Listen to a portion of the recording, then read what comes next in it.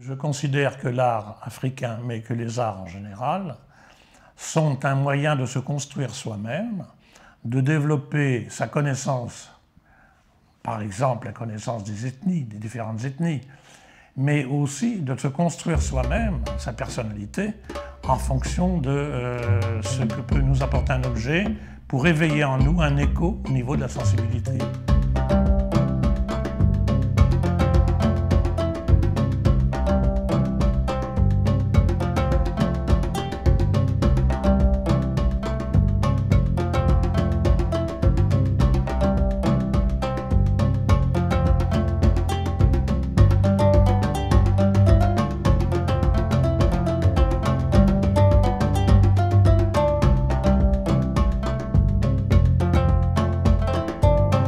Il n'y a pas un art du Nigeria.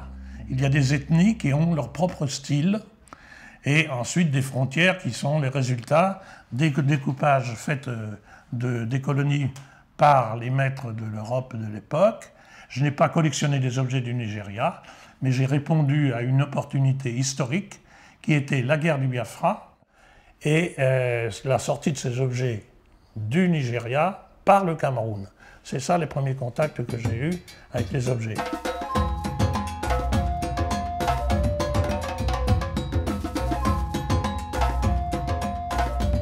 Voici un masque Easy des Igbo du Nigeria. Je le représente, d'abord il y a des intégrations d'éléments humains et animaliers. Alors humain, on reconnaît l'œil et le nez.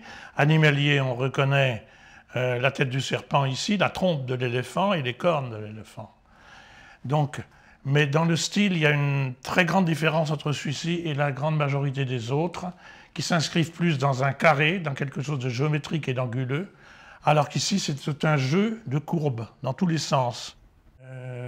Il faudrait reprendre sur le plan historique, essayer de comprendre pourquoi les objets du Nigeria sont venus si tard influencer l'art contemporain, puisqu'il semble que les Anglais n'aient pas fouiller la production artistique des pays du Nigeria, comme les Français ou les Belges l'ont fait pour leurs propres colonies. Et qu'à ce moment-là, il n'y avait pas en Angleterre, que je sache, un tel mouvement chez les peintres et les sculpteurs qu'on pouvait trouver à Paris en particulier, d'intérêt sur les objets africains. Donc les objets du Nigeria se sont trouvés rapidement en phase avec des géométries qui étaient à peine esquissés dans les objets qu'on collectionnait dans les années 1920. Par exemple, une statue Fang, qui reste encore très recherchée, est une statue où l'audace est limitée, parce que c'est le corps humain qui est retransmis, qui est resculpté. On prend peu de distance par rapport aux formes proposées par la nature. Tandis que dans un objet du Nigeria, vous avez certains objets Igbo qui ont une terrible audace, ou même d'autres, au niveau des formes, qui la correspondent plus aux recherches du deuxième temps, je dirais, de la recherche contemporaine en matière d'esthétique. Alors, je peux prendre, parce qu'ils sont derrière moi, un objet qui est un objet des Idoma du Nigeria, et là, on a pris une grande distance par rapport aux formes qu'on trouve dans la nature. C'est-à-dire que l'objet est très stylisé, il évoque ici une lame de couteau, ce qui est d'ailleurs tout à fait lié au culte.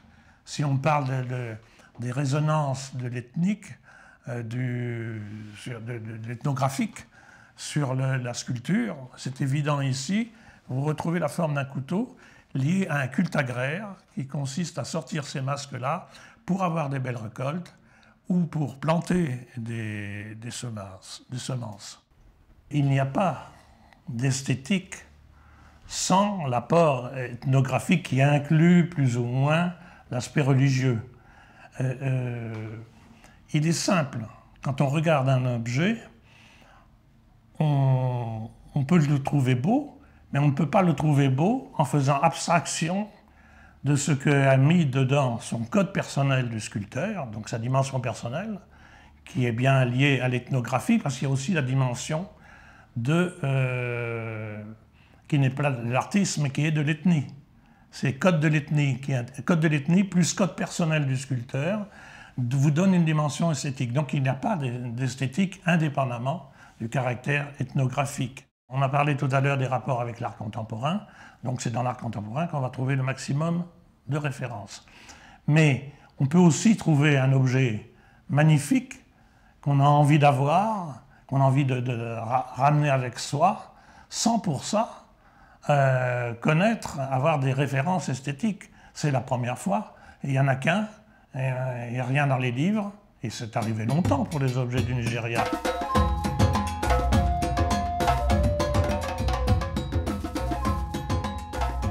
Il est de l'ethnie Idoma, il est recouvert de kaolin partiellement, et ce qu'on aime dans cet objet, c'est une sensibilité classique, c'est-à-dire qu'on ressent très profondément ce qui se passe à l'intérieur et de soi-même. On met en dialogue notre propre sensibilité et celle qu'a voulu ou qui nous a permis de révéler l'artiste. Alors, c'est ce que nous aimons dans cet objet-là. Les critères pour lesquels un objet est authentique, c'est la chose la plus difficile, la plus longue à apprendre. Il faut une vie et encore des faussaires arrivent à faire mieux que vous à un certain moment où ils ont développé leur technique de fausseté. Alors, les deux critères pour l'authenticité, un, que l'objet était conçu dans un but de l'ethnie et non dans un but commercial. S'il a été fait pour les touristes ou il a été fait pour être vendu dans une boutique de mauvaise qualité d'objet, alors à ce moment-là, c'est plus un objet authentique. Deux, on vient de le voir, qu'il est servi au culte. Comment peut-on savoir qu'un objet a été servi au culte? On peut le savoir par l'histoire, par exemple. Ce type de culte-là est un objet très neuf, il n'a aucune matière, aucune usure. Les usures sont artificielles, n'ont pas été mises au bon endroit. C'est toute l'histoire, un travail très long qui fait le professionnalisme de quelqu'un qui est un peu spécialisé dans la matière. Mais seuls les faussaires et les collectionneurs qui ont beaucoup d'expérience peuvent distinguer un objet bon d'un objet faux. Je n'ai jamais rien collectionné d'autre, ni même de collection de timbres comme on faisait tous mes copains à l'école. Alors, donc, je ne connaissais rien, simplement j'étais envahi, mais j'ai pas voulu collectionner, c'est-à-dire rassembler un certain nombre d'objets. C'est pas ce que j'ai cherché. Mon attitude est, comme beaucoup d'autres, une attitude d'amateur d'art et non de collectionneur. Il se trouve que quand on connaît mieux les choses, eh bien, on est plus apte à les acquérir, les choses de ce même type. J'avais une connaissance très banale et c'est plutôt mon regard et la culture de mon regard sur les objets africains qui m'ont conduit dans les musées pour voir autre chose, et non l'inverse. Par contre, peu à peu, en voulant approfondir ma connaissance africaine, des objets africains, j'étais, par proximité, attiré, et par nécessité de mieux comprendre l'art qui a un langage quand même universel par certains aspects, amené à m'intéresser aux objets autres que l'art africain. Mais je n'ai jamais été un spécialiste de quoi que ce soit d'autre. J'ai été intéressé par ce que pouvait m'apporter l'objet sur le développement et l'organisation de ma propre sensibilité.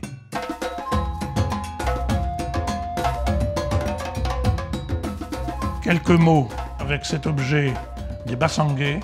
On l'appelle Bassangué, on l'appelle aussi Bassa. Et il y a, regardez bien, passez un peu de temps avec cet objet et regardez comme il y a comme une vibration de haut en bas ou de bas en haut qui correspond à l'idée qu'il veut nous transmettre de la marche. C'est l'homme qui marche de Giacometti qui est repris là par une somme, comme si la somme des déséquilibres partiels de l'objet donnait l'équilibre général à l'ensemble. Et l'objet va se mettre en marche ou va se mettre peut-être à danser. En tout cas, c'est le mouvement. Et le mouvement est quelque chose de rare dans la statuette africaine. Il existe dans d'autres ethnies, comme chez les Bangois. Mais le mouvement est quelque chose, on a plutôt des objets statiques et non en mouvement. Ici, c'est l'amorce d'un mouvement qui est la caractéristique majeure de cet objet. Alors, à la réponse à votre question, y a-t-il dans ces objets le fait de vivre autour de soi un apport? Actuellement, non. Je me détache de ces choses-là parce qu'ils ont déjà donné leur fonction, qui était, d'après moi, de me construire moi-même à propos de ces objets.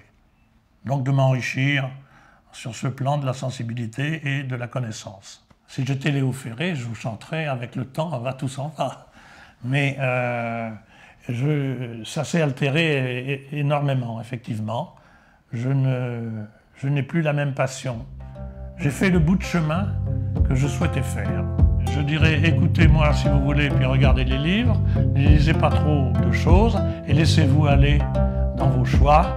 Laissez-vous aller par ce qui vous fascine, ce qui vous plaît. Demandez des questions, posez des questions, mais ne pensez pas que c'est un bagage de connaissances qui va vous aider à quoi que ce soit à la découverte de ces objets.